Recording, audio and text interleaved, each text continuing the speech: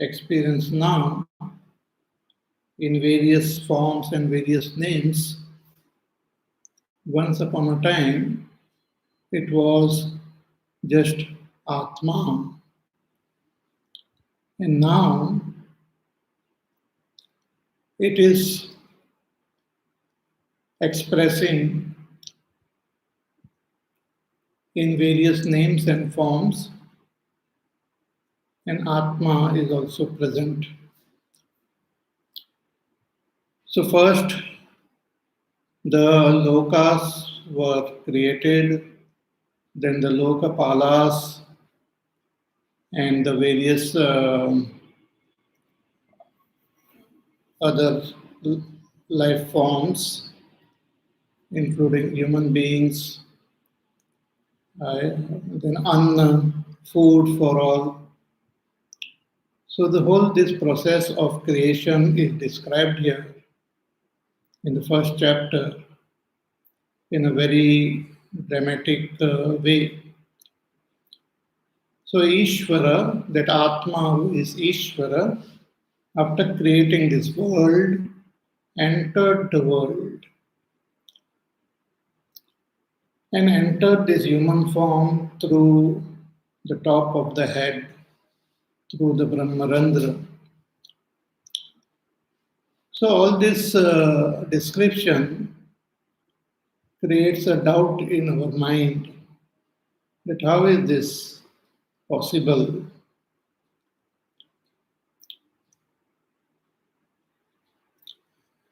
How can that all-pervading Atma enter this body, because it is already present in this body. It is present everywhere. So the whole story of this creation is conveyed to teach one important lesson. And that lesson is that one Atma alone is expressing as everything. The whole story or the whole process or the whole manifestation is the expression of one Atma alone. What we understand as Brahma, what is understood as Ishvara, what is revealed as Hiranyagarbha, as Vaishvanara, as all the Devatas, as all the various Jivas, as this world, everything is the play of one Atma. And that Atma and I.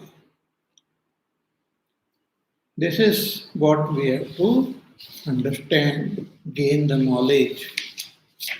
And this knowledge is called Atma Ekatva Vidya, the knowledge of the oneness of Atma. But in the state of ignorance, it becomes difficult to comprehend this. So the opponent, he asked this question that you are saying that there is only one Atma, but if we count, then all these Jivas are there, which is one Atma. Then the one who has created this world,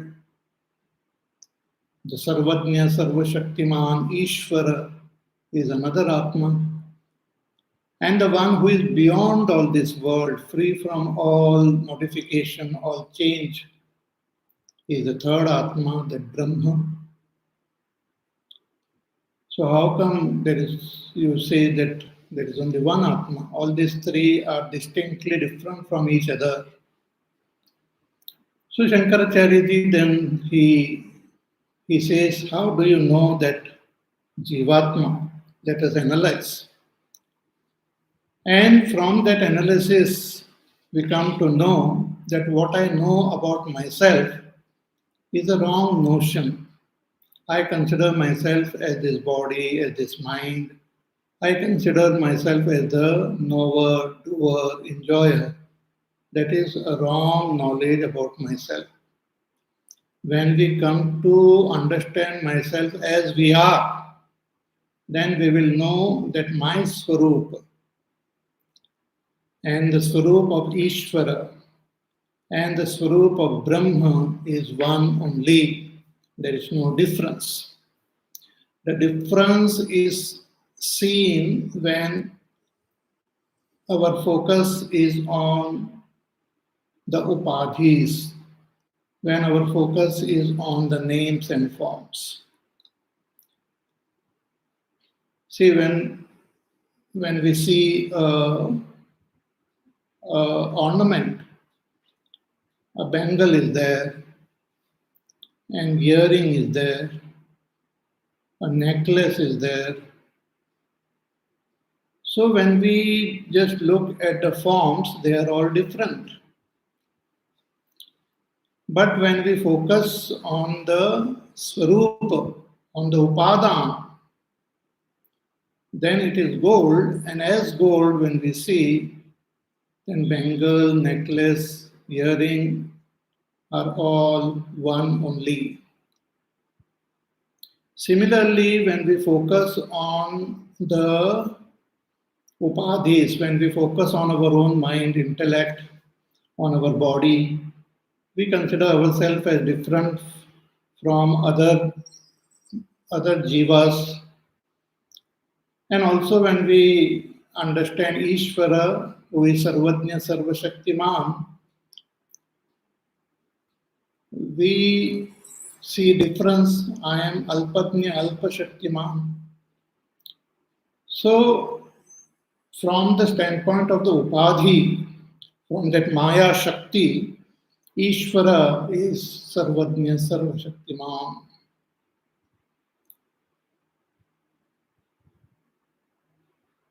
And Brahma is indicated as Nirgun Nirakar, Nirupadhik. So when I look at myself free from upadhis, and when I understand Ishvara free from all upadhis, and when I understand Brahman, then all are one only. That is the knowledge of the oneness of Atma. And when we gain this knowledge, when we gain direct realization of ourself as that Brahma, we will become free of this samsara. But if we don't gain this knowledge, then we continue to identify with our sthula sharir and sukshma sharir. See, just like when we are born and we are identified with this body, wherever the body goes, I feel I am going there. Though I am all pervading, but because of my identification with this gross body, I experience myself as though going from one place to another. Similarly, because of our identification with our Sukshma Sharir, we feel we are going from one loka to another loka, from one body to another body. Because the Sukshma Sharir travels, Atma doesn't travel. But when that Atma identifies with that Sukshma Sharir, it thinks that it is also traveling. So when we have this ignorance, when we have this avidya, we continue to be in this samsara, continue to take birth again and again in different life forms. So unless we become intensely aware of our own situation, we will not gain that vairagya, and we will not gain that mumukshutvam, and we will not have that jijnasa to know ourselves and be free. So in order to create that vairagya in our antakarana, the Shruti, this Upanishad, tells us the story of our birth and death when we are ignorant. How we travel from one body to another body. The journey of a Jiva is described here in this second chapter. Let us chant the first mantra. Purushe hava ayam adito garbho bhavati yad etat retah tad etat sarvebhyo angebhyas tejah sambhutam atmani eva atmanam bibharti tad yada striyam sinchati अथेन जनयति तदस्य प्रथमं जन्म. Once more. पुरुषे हवा अयम आदितो गर्भो भवति यदेतद् रेतः तदेतत् सर्वेभ्यो अंगेभ्यस्तेजः सम्भूतम् आत्मनि एव आत्मानं बिभर्ति तद यदा स्त्रियां सिंचति अथेन जनयति तदस्य प्रथमं जन्म. पुरुषे हवा अयम आदितो गर्भो भवति. First, our journey begins by, as a human being, our journey begins by coming in the body of a human being, of a male person. So, Purushe Hava Ayam Adito Garbho Bhavati. First, we enter the body of our father. Yad etad retah tad etad sarvebhyo angebhyas tejah. So we remain there as the retah, the seed in the seed form, which is the essence of the entire body of our father.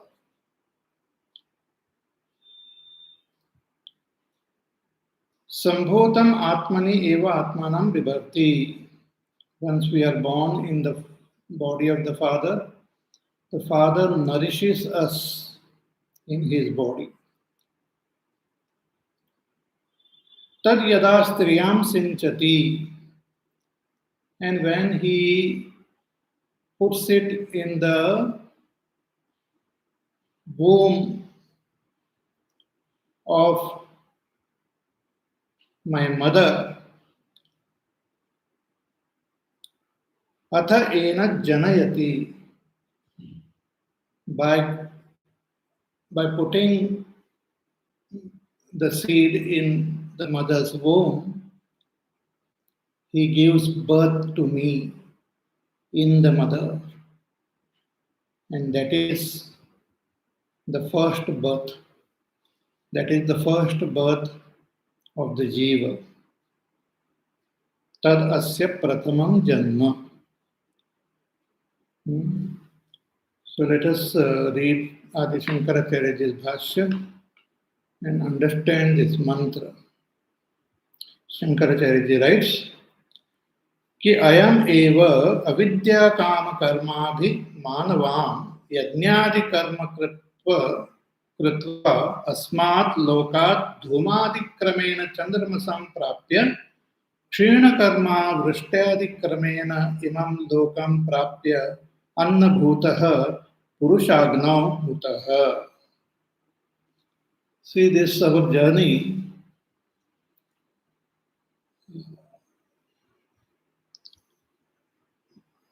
it has in our previous birth, the Jiva who in his previous birth followed the path of dharma, performed various yajna, the regular Yajnas are to be performed as our nitya karma and naimittika karma. So when he follows the proper path of dharma, then he acquires a lot of punya, and as a result of this punya, when he dies, through the path of the smoke and through the path of the moon, he goes to the loka of the moon, means goes to the Swargalok, etc. So, according to our Punya Karma, we go to the higher world, the world of the Swargalok. That path which takes us to Swargalok is the path of the moon. So, one who has taken that path will be born again, because that path is of Punarjanma only. One who takes the path of the sun goes to Brahmalok and gains moksha there, so he is not born again. But one who goes on the path of the moon, he goes to Swargalok, and then once the punya is over, is born again. So here the Upanishad is talking about the path of this person who in his previous birth followed the path of dharma. The Upanishad is not talking about those who followed the path of the sun and gain moksha, because it wants to talk about this punarjanma. So after staying in Swargalok for some time, once the punya karma gets over, that Jiva is born again. Kshine punye martyalokam vishanti. Once the punya is over, it comes back to martyalok. So the journey towards that Swarga is through Dhuma Marga, the path of the smoke, and it is also called the path of the moon, or it is also called the Dakshinayan, the path of Dakshinayan. These two paths, Dakshinayan and Uttarayan, are described in Bhagavad Gita 8th chapter also. So when after the punya is over, how does the jiva come back? Shankaracharya writes, Ki ayam eva avidya kama karma bhima. And who is the jiva? Who is avidya kama karma? Who is having avidya? Avidya means who is ignorant about his own nature as Brahma. One who doesn't know I am Brahma, that absence of this knowledge is called avidya. Avidya is not something indescribable. Avidya is not anirvachaniyam. Avidya is not having any gunas, sattva gun, rajo gun, tamo gun. Avidya is not having any shakti called avarana or vikshepa. These are all wrong notions about avidya itself. Avidya is just absence of the knowledge that I am Brahma. That knowledge is not there. Therefore, to gain this knowledge itself is the main theme of the spiritual path, main goal of spiritual path. So one who doesn't have this knowledge, avidya, one who has got avidya, that avidya gives rise to kama, desires. And the desires prompts the person to perform actions. So avidya kamakarma. Avidya, when I don't know myself, then I identify with what I am not. I identify with the Stula Sharir and Sukshma Sharir and consider them as myself. Hmm. And all the activities of the Stula Sharir, Sukshma Sharir, I consider them as my activities. So, because of this avidya, which is also present, means that absence of knowledge is there, this absence is there in the intellect, in the buddhi. The buddhi doesn't know that I am Brahma. Means the buddhi doesn't have the knowledge that I am Brahma. So because of this avidya, different desires are there, and these desires prompts me into different actions. And the results of action are the various janma which we have to take. So here Upanishad is talking about a person who has avidya but who is also dharmic. So he does dharmic karma, acquires punya, goes to swarga, but after punya is over, he comes back. So he has taken the path of the smoke and the moon and had gone there. So how does he come back? So Chandramasam prapya kshina karma, when his karma gets over, punya karma gets over, he comes back. He comes back through the path of vrishtyadi kramena. The Shastras, they say that while coming back from the path of the moon, from the Swargalok, through the path of the moon, only he returns. And when he returns, that Jiva comes in the moisture. The moisture which is surrounding our earth, which then forms the clouds and which then falls down as rains. So that Jiva, he takes support of that moisture. See, when one dies, only that Sukshma Sharir is there. And that Sukshma Sharir takes support.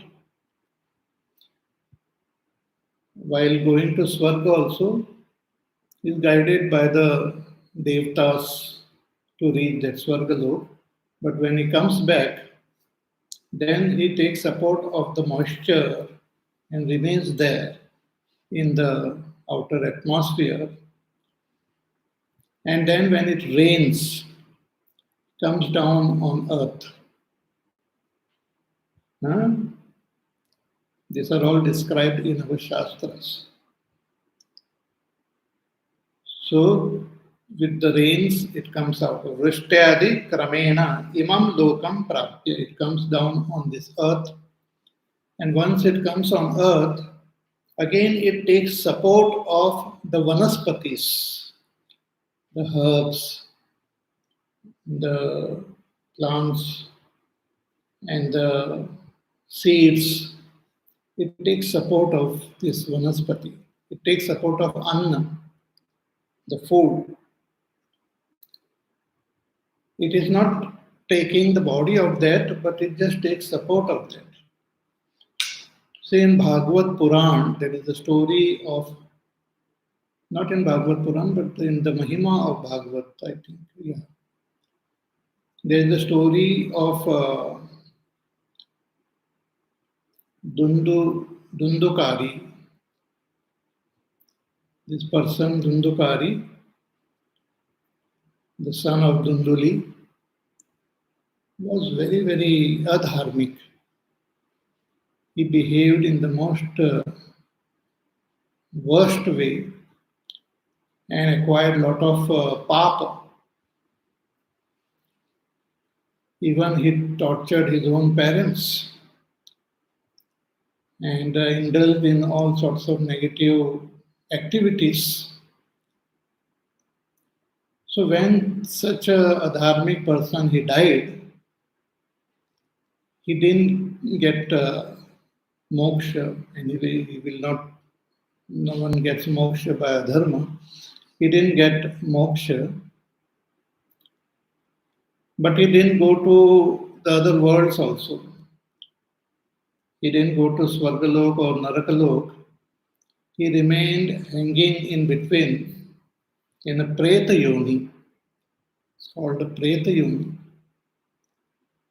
Means he remained on this earth only, but without a particular body. And in that Preta Yoni also he continued to suffer. So he remained in his own home, around his home, and he had a brother, Gokarna. That Gokarna had gone on a Tirtha Yatra when this fellow died. And when that Gokarna came back home, he could feel some negative energy around. So he was wondering, what is this? My brother has died, and what is this happening? And then he could communicate with that, the dead brother could communicate with him. And he said that I am your brother, I'm suffering because of all my papa karma, and I am really repenting for whatever I have done, but I am suffering. So please help me become free of all these sufferings. Do something. So Gokarna was a very dharmic person and very kind, compassionate. And when he heard his brother's preta speaking in this way, talking about his suffering, he thought I should do something. So he inquired from other saints and sages, what can be done? How can I make my brother free of his suffering? So the saints, they said that you can arrange a Bhagavad Katha. And if your brother listens to this Bhagavad Katha,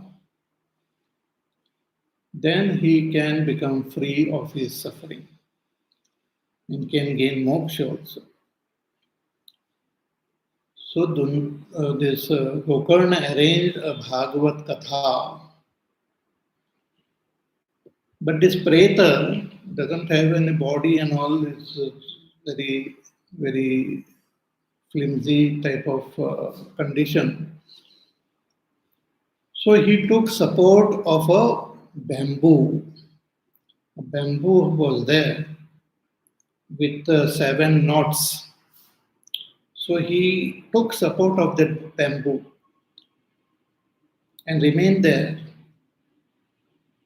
and listened to this Bhagavad. The Bhagavad Katha was there for 7 days, and every day one of the knot of this bamboo is to get broken. And on the 7th day, all the knots were broken and a divine form appeared out of that bamboo, looking like Sakshat, like Bhagwan only. And he did namaskar to all those who were there and to Gokarna. And he was none other than that Dundukari, the one who had done adharma. But after listening to Bhagavad Katha, means after doing satsang, after knowing about Bhagwan, Bhagavad Katha is nothing but Vedanta only. So knowing about Bhagwan, he became free of his avidya and came to recognize his own divine nature as that Brahma. It attained moksha. So when one dies, one doesn't have a body but has to take support of some form. So this Jiva, when he comes back, takes support of the moisture in the air and comes down as rain into the soil, and then takes support of the plants and herbs and the seeds and remains there. And when that plant or herb or seed is eaten by his father to be, when he eats, then he enters the body of his father. And once he enters the body of the father, he just remains in that body, pervading the body. And then the essence of that body, which is the seed, the semen,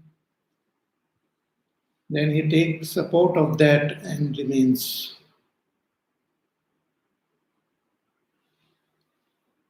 He gets that semen, that seed as his body and remains there, which is the essence of the entire body. And when that is put in the mother, then it is like from the father he comes out. That is his first birth. Comes out and is born in the mother. That is his first birth. So here Shankaracharya writes, कि धूमादिक्रमेण चंद्रमसं प्राप्य क्षीण कर्म वृष्ट्यादिक्रमेण इमं लोकं प्राप्य अन्नभूतः पुरुषाग्नभूतः. So having become that Anna, he goes into this Purusha. It is like a Havan. It described like a Havan. The Purusha is like a fire in which this seed is as though offered. तस्मिन् पुरुषे हवा अयं संसारी रसादिक्रमेण आदितः प्रथमतः. So having come in this body of a Purusha, having become one with that rasa, the essence of this Purusha, and through that rasa, he comes into that seed. So rasadikkramena aditaha prathamataha reto rupena garbho bhavati. So he is born as a reta, as a seed, as a semen. In the semen also there are billions of the jivas are there. But all of them don't get a chance to be born again. Even after coming from that Swargaloka to be born again, one has to go through so many processes. And if everything is conducive, if the karmas are good, then one is born again. Sometimes the one takes support of these herbs, but instead of the father eating that herb, it goes into the body of an animal, and then it just comes out from that body because he has to take birth as a human being, but has entered the body of an animal. So he is excreted from there. then again takes support of some other plant, then waits for his father to eat. And once it enters the body of the father, the essence of the body becomes that seed, the semen, and he remains there. And at the appropriate time, conducive time, hmm,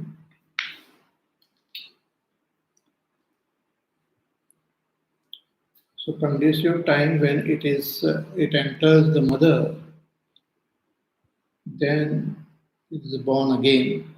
So गर्भो भवति इति एतद् आह यद् एतत् पुरुषे रेतः तेन रूपेण इति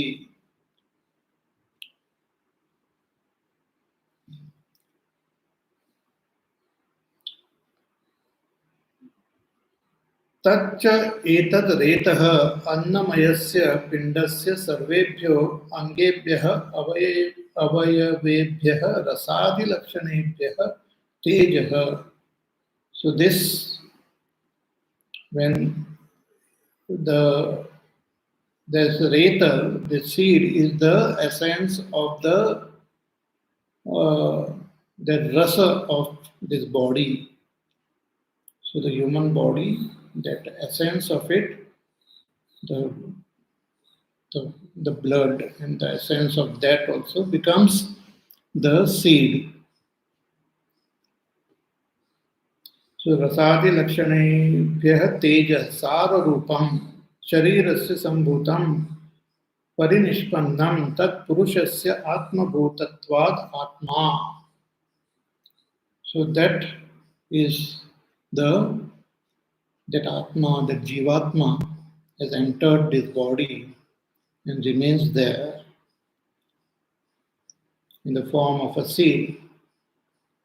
Then tam atmanam reto rupena garbhi bhutam atmani eva swasharire eva atmanam vibharti dharayati. So once it has entered the human body, that Purusha, that the father, nourishes this Atma who has entered his body. Means that Jivatma who has entered his body, he nourishes, means that Jivatma gains nourishment from the father. So whatever he eats and all that nourishes this Jiva who remains in his father's body. That is the very important step. This will be later on will be indicated as the third birth. To be born in the father's body is the third birth. The first birth is to be born in the mother's body. Second birth is to be born in this world, in one's own body. And third birth is to die, then go to Swarga and come back and be born in the father's body is the third birth.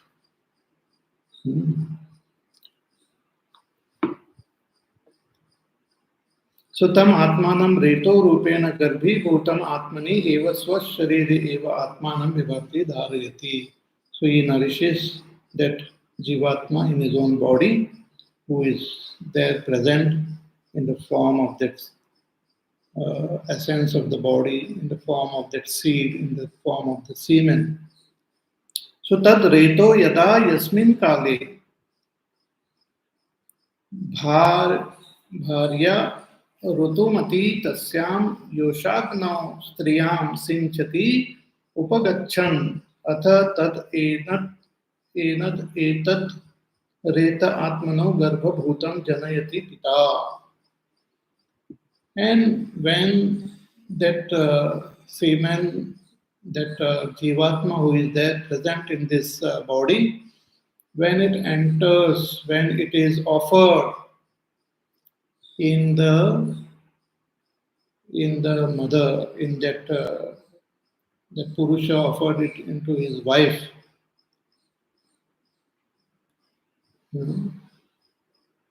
Yoshagna striyam sinchati upagachan. at the right time, in the right kala, it's called Rutuka, at the right time, during the uh, during the month also, the woman's body undergo various process, the various periods, and at all time she is not ready to accept the jiva, but at the right time when it is offered, it is accepted, and is that the jiva is born in the mother's womb. Jiva takes birth in the mother's womb.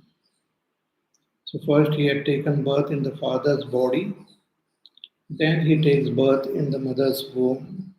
So अतः तद एतत् रेत आत्मनो गर्भभूतं जनयति पिता तदस्य पुरुषस्य स्थानाग्नि निर्गमनं रेतः सेककाले रेतस्सेककाले रेतो रूपेण अस्य संसारिणः प्रथमं जन्म प्रथम अवस्थाभिव्यक्तिः. So when that reta, that seed enters the mother's womb, it is born from the father into the mother's womb. That is his first birth. That is the first birth of the jiva. That is called the first birth, or it is the first place of residence. Previously also, we have seen the Atma has got three places of residence. So, to be born in the mother's womb is the first place of residence.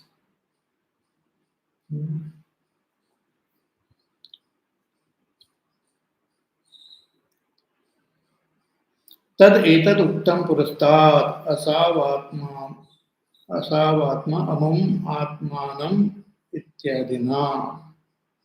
So this is that Jivatma who has taken the first birth. Then what happens?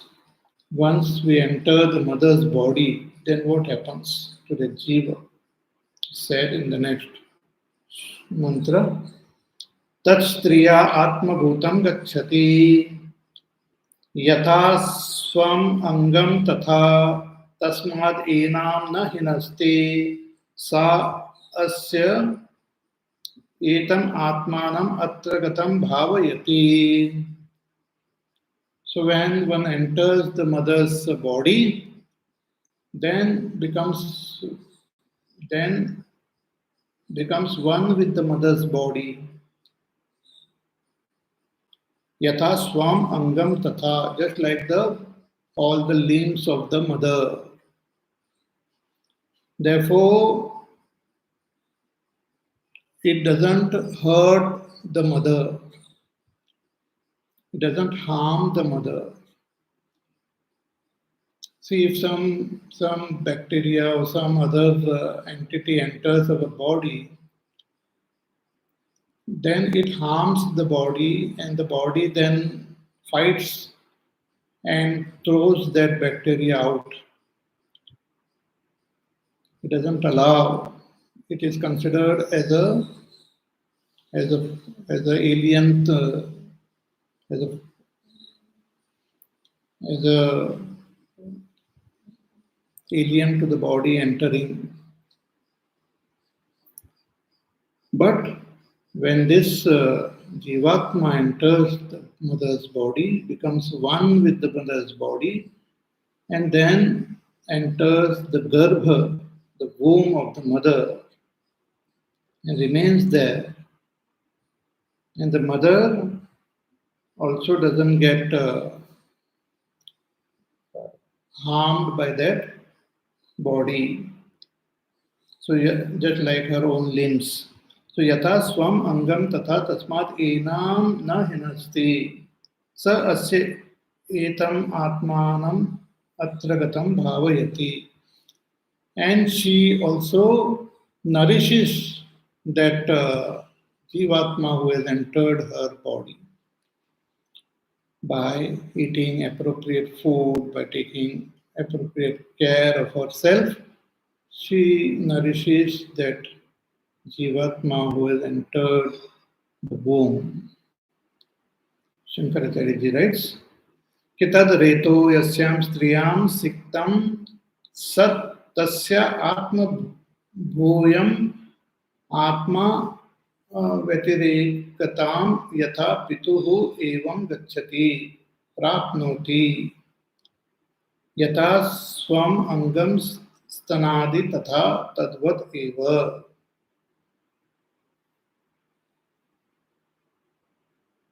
So that Reta which has entered the body of the woman, it identifies it with the body of the woman, body of the mother. Just like when it had entered the body of the father, it had identified, it has become one with the body of the father. Similarly, when entered the body of the mother, it becomes one with the body of the mother. And hence it doesn't hurt the mother just as the limbs of the mother doesn't hurt her. So stanadi tatha tadvat. Tasmat एतोरेनाम मातरम सगर्भो न हिनस्ति पिटकादिवत. So this garbha doesn't hurt or harm the mother like some bacteria or some other germs or some entering our body. They harm our body, but this garbha doesn't harm the mother. It identifies with the mother. See, it's the most miraculous thing. Sometimes the child may have a different blood group also. See, if we have our own blood group, and if some other blood group blood is put into our body, it can have a very negative reaction. But the mother may have one blood group, the child may have another blood group, but still the child remains there without getting harmed, and the mother also doesn't get harmed by the child. It's a different system altogether. The whole womb is a different system, though it is in the mother's womb, mother's body. It's a different system altogether. The most miraculous and wonderful system. So yasmat stanadi swangvat atma bhutam gatam tasman na hinasti na badhata ityartha. So just like her own breast or her own other limbs doesn't harm her, similarly this Jivatma who has entered her body doesn't harm her. Sa antar वर्तमेतं अस्य भर्तुः आत्मानं अत्र आत्मनः उदरे गतं प्रविष्टं बुद्ध्वा भावयति वर्धयति परिपालयति. So the mother, knowing that the Atma of my own husband has entered me, she nourishes that garbha by taking appropriate precaution. Garbha viruddha ashanadi pariharam anukula ashanadi upayogam cha. So all that food which is harmful to that garbha she doesn't take. She avoids all food and all activities which are harmful to the garbha. She avoids them and takes those things, those food which are helpful, which are nourishing to that garbha. So the jiva is born in the mother's womb. Means from the father, it takes birth into the mother. That is his first birth. Then what happens?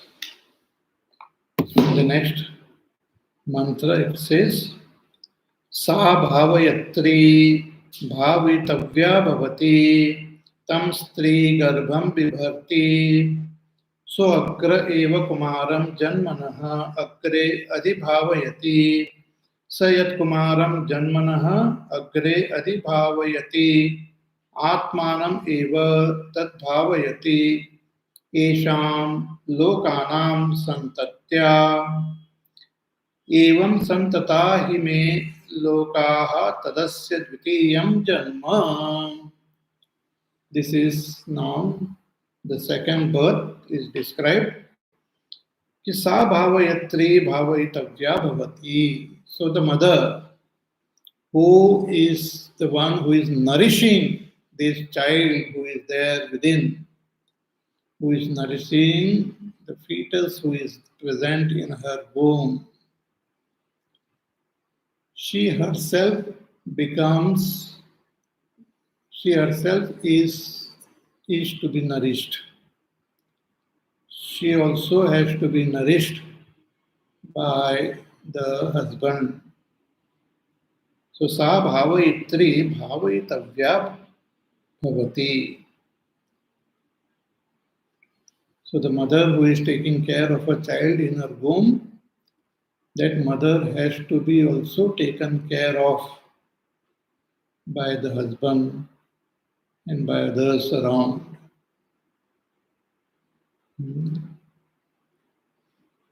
Tam stri garbham vibharti. She is protecting and nourishing that child in her womb. So agra eva kumaram janmanaha agre adhibhavayati.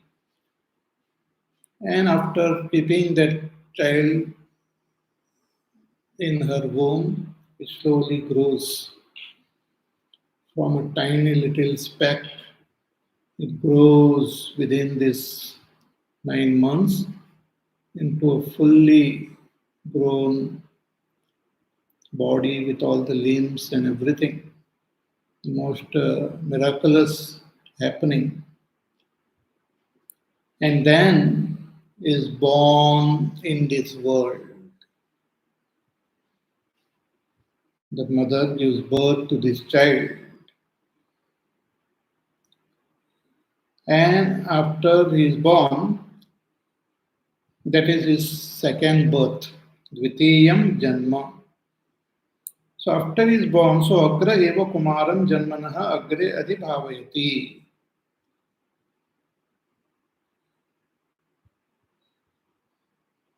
So this child who is born is then nourished by the father. Sayat Kumaram Janmanaha Agre Adhibhavayati Atmanam Eva Tadbhavayati. The father nourishes the child by giving proper samskar.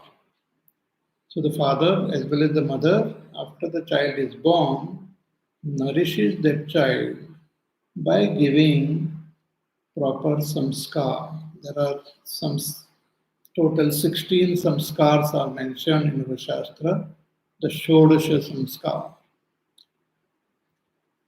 Those samskars are actually also karma. They are done in such a way that creates impressions, in positive impressions in our mind. For example, the name, it starts with, even when the child is mother's womb, some samskars are done, and then the child is born. The name is also appropriate name is given. according to the time and the muhurta at which the child is born, then the name which fits that muhurta is given to that child, because that is the most appropriate name. Then, as the child grows, the type of food which the child eats, that is also a samskar. Then the dress, what type of dress, what type of hairstyle, all these various samskars are given to the child. Then gets married, that is also samskar. And then after death also, that antim samskar. So all these samskars are there. So in the beginning, after the child is born, the father and the mother, they give the child appropriate samskar. So Sayyat Kumaram Janmanaha Agre Adi Bhavayati Atmanam Eva Tad Bhavayati. So when the father is giving samskar or nourishing the child, he is indirectly nourishing himself, because he himself is born as his child.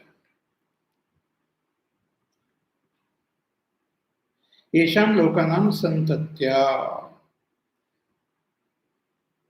So, and he gives that nourishment, he gives that samskar to the child so that the child continues on this path of dharma. And the dharma continues, because the dharma alone sustains this world. So the father gives proper samskar to the child, and as the child grows following this proper path, then the dharma also gets sustained. And when this in this way the children are born, then this loka also is sustained. If no children are born, then the whole world will collapse. So properly children are born, they are given proper samskar, and the cycle of this world continues on the right path. Evam santata hime lokaha. So in this way the lokas are also nourished. So this birth of this Jiva from the mother's womb in this world is his second birth, Dvitiyam Janma. Okay? So more about this we will see in our class on Wednesday. Till then, you take care. Be happy, safe, peaceful, healthy. Do your work, do your sadhana. Listen to the pravachan again, contemplate, meditate, and see you again soon. Hari Om. Shri Ram Jaya Ram Jaya Jaya Ram. Shri Ram Jaya Ram Jaya Jaya Ram. Shri Ram Jaya Ram Jaya Jaya Ram. Shri Ram Jaya Ram Jaya Jaya Ram. Shri Ram Jaya Ram Jaya Jaya Ram. Shri Ram Jaya Ram Jaya Jaya Ram. Shri Ram Jaya Ram Jaya Jaya Ram. Shri Ram Jaya Ram Jaya Jaya Ram. Shri Ram Jaya Ram Jaya Jaya Ram. Shri Ram Jaya Ram Jaya Jaya Ram. Shri Ram Jaya Ram Jaya Jaya Ram. Shri Ram Jaya Ram Jaya Jaya Ram. Shri Ram Jaya Ram Jaya Jaya Ram. Shri Ram Jaya Ram Jaya Jaya Ram. Shri Ram Jaya Ram Jaya Jaya Ram. Shri Ram Jaya Ram Jaya Jaya Ram. Jaya Jaya Ram. Jaya Jaya Ram. Bole Siya Ramchandra Bhagwan ki Jai. Om Purnamada Purnamidam Purnat Purnamudachyate Purnasya Purnamadaya Purnamevavasishyate. Om Shanti Shanti Shanti. Hari Om Shri Gurubhyo Namaha. Hari Om.